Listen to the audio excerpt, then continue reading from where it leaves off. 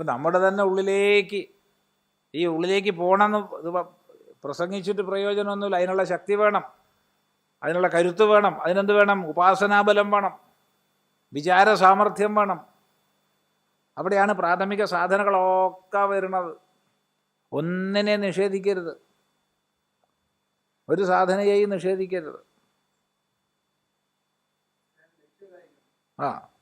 ഒരു സാധനയെയും നിഷേധിക്കരുത്, പ്രത്യേകം ശ്രദ്ധിക്കുക.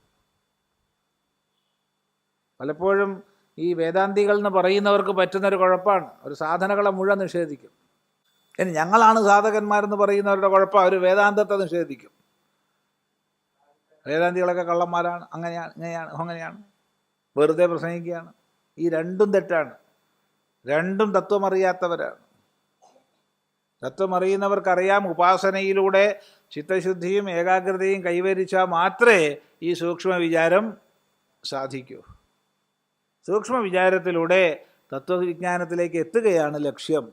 ഇത് മനസ്സിലാക്കി കഴിഞ്ഞാൽ കർമ്മ ഉപാസന ജ്ഞാനകാണ്ഡങ്ങളുടെ സമന്വയമായി.